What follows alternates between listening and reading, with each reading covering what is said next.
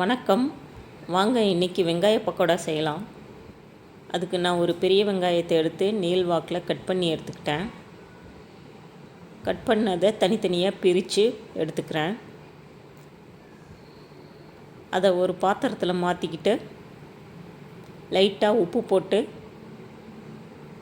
பெசரி தனியாக எடுத்து வைக்கிறேன். அதுக்கிடையில் ஒரு பச்சை மிளகா, கருவேப்பில்லை, இஞ்சி இதெல்லாம் சின்ன சின்னதாக நறுக்கி நான் எடுத்து வச்சுக்க போகிறேன்.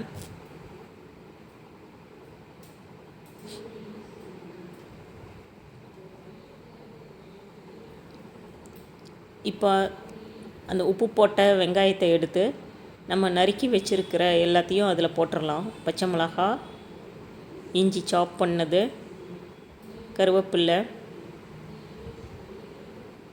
சேர்த்துட்டு ஒரு கப் கடலை மாவு அதோடு சேர்த்துக்கிறேன். அரிசி மாவு 1/4 கப் சேர்த்துக்கிறேன். சீரகம் 1 ஸ்பூன் சேர்த்துக்கிறேன். ஓமம் 1 ஸ்பூன் சேர்த்துக்கிறேன். ஓமம் எதுக்காகன்னா நம்ம சாப்பிட்ட ஃபீல் இருக்காது, அதுக்காக தான்.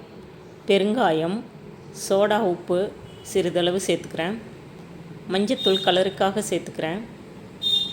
இப்போது தண்ணி சேர்க்காமல் நல்லா அந்த வெங்காய ஈரத்திலேயே போட்டு மாவை பிசைஞ்சிக்கலாம்.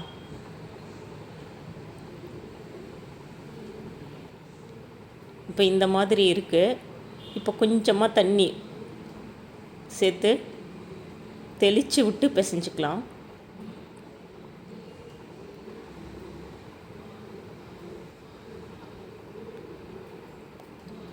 இப்போ அதோட சிறிதளவு மிளகாய்த்தூள் சேர்த்து அதையும் பிசைஞ்சிக்கிறேன்.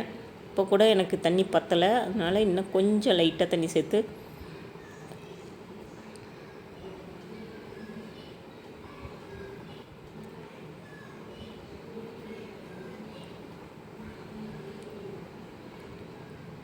பாருங்கள், இந்த பக்குவத்தில் இருந்தால் போதும்.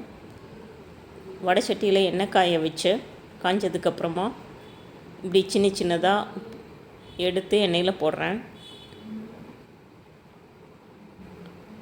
எண்ணெயில் போட்டதுக்கப்புறம் அடுப்பை மீடியம் வச்சு நல்லா பொரித்து எடுத்துக்கலாம். ஃபுல் ஃப்ளேமில் இருந்ததுன்னா கறியிரும் சீக்கிரமாக.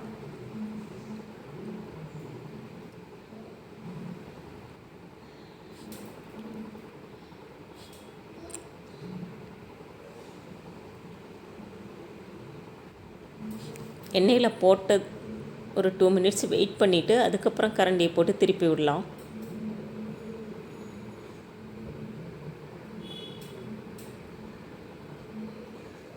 பபிள்ஸ் அடங்கிடுச்சுன்னா வெந்துருச்சுன்னு அர்த்தம். பாருங்கள், கொஞ்சம் கொஞ்சமாக அடங்கிடுச்சு.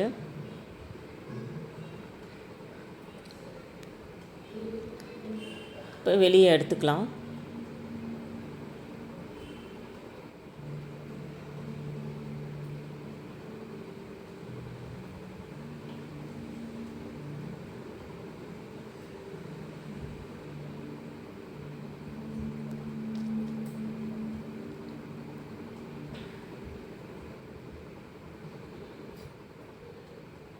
இப்போ மீதி இருக்கிற மாவையும் அதில் போட்டு பொரித்து எடுத்துக்கலாம்.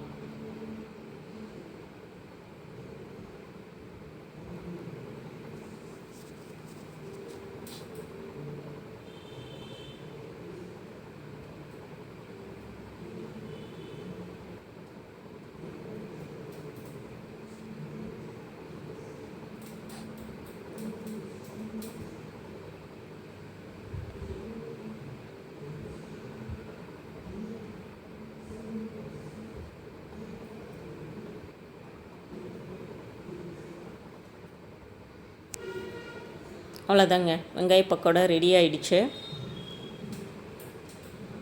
இதே மாதிரி நீங்களும் செஞ்சு பாருங்கள். வீடியோ பிடிச்சிருந்தால் லைக் பண்ணுங்கள், ஷேர் பண்ணுங்கள். தேங்க்யூ.